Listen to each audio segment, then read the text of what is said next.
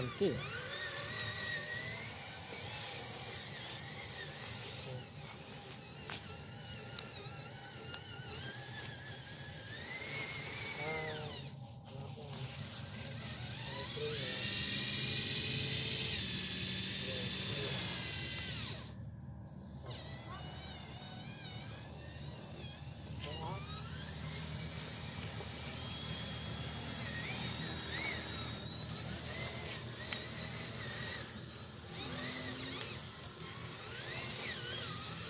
bao la đây thôi đây độ bao nhiêu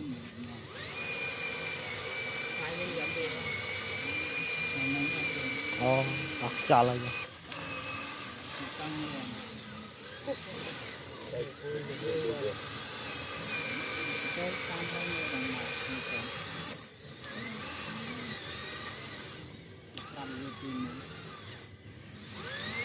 thôi bát đó chợ bát cồn bát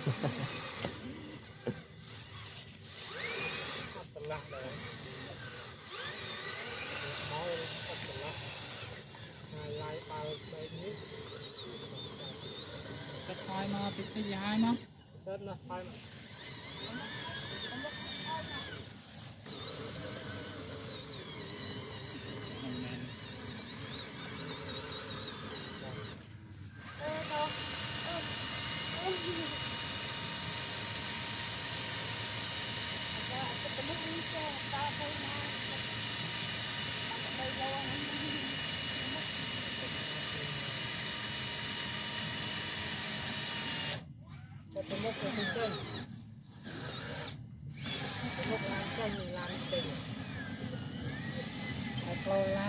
còn chuan khang flow tích lo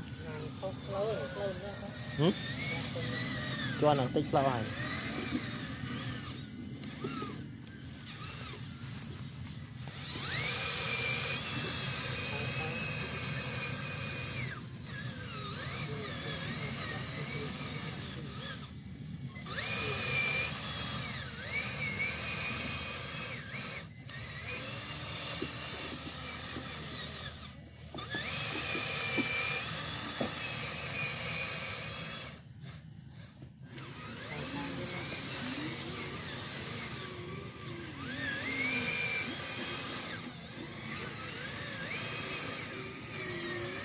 kém mới đàn nàng cái hạt kém nơi kia ta vào miếng chứ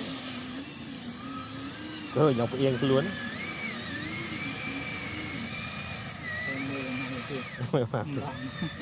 tôi nhọc yên luôn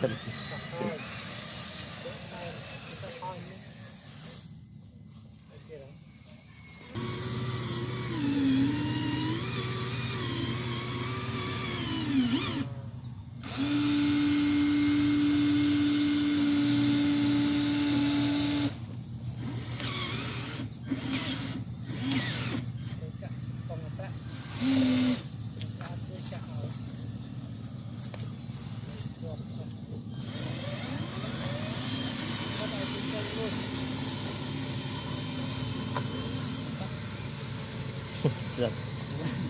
cháu mất rồi hai mà này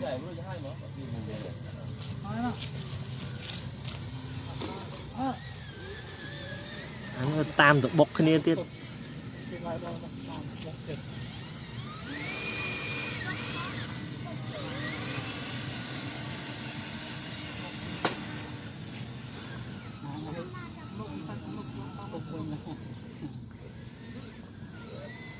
tua pong ở đây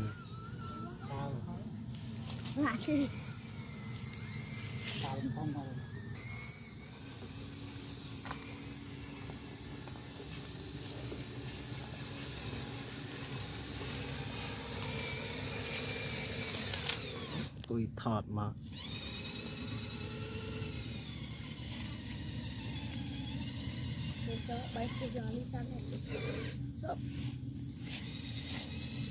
cho vào lưới mà tra cho rồi cả một cắt viên cắt này chăng hãy bật hai này bật hai bật qua ta lại hai bật qua ta lại hai chăm thôi mà thôi luôn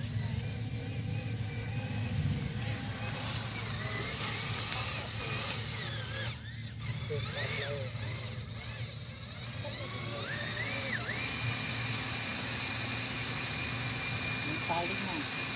được ở tao lúc chơi ra đây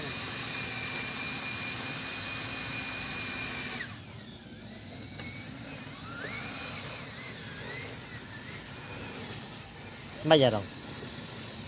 lan khổ lan một đấy à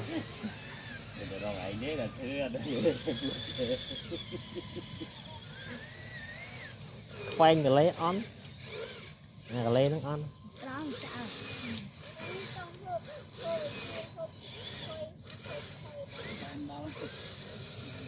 bạn tròn cả lặp một cái đây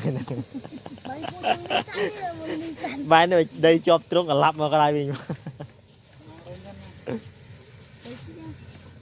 ngày tầm mình chương tới nó sao đầy lắm mất hết mà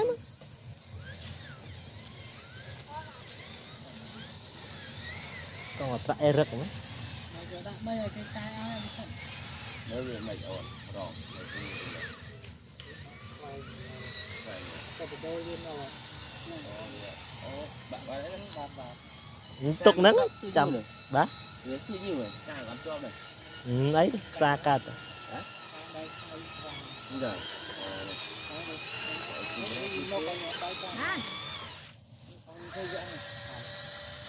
nó đây thòm đàn mẹ đây inox đà cái lấy phải cái đấy thì lại nỉ lại lên mình xa lên cặp đây cặp tao từ chi ngày mình chạm ra mình chạm mà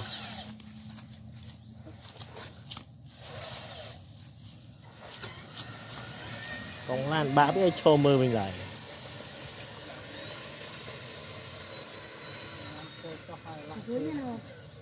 Vinh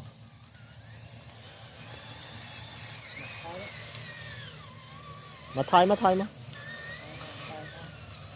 chạy nhà nàng đạch lan mà cần đồ nàng còn bao giờ rong rong chậu tao mà nó thôi ngang pin này trung không lá nó chạy chân ta Nó xanh nè. mình điên rồi Nó bình điên. chọp tụt lời rồi ta khang lựa bột bà đây nè bồn sữa cả Ada mà tua tay đâu. bay đào lên đào cháu cứ khó rồi không xài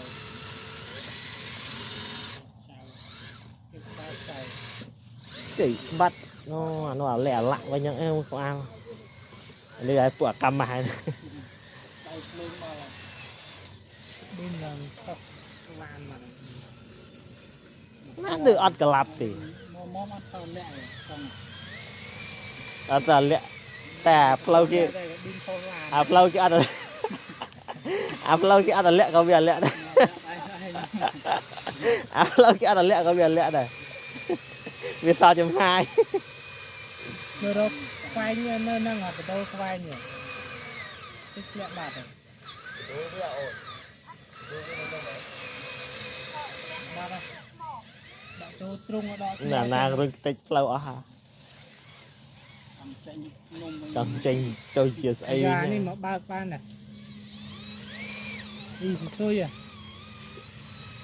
tôi cho anh ôm tôi cam mang được phần tới nó chùm cam ăn đâu ta cam mang được phần nhiều nhiều rồng rong cho đan nghĩa là cái bao rồi phía nào mà đây nó phải lết đại lại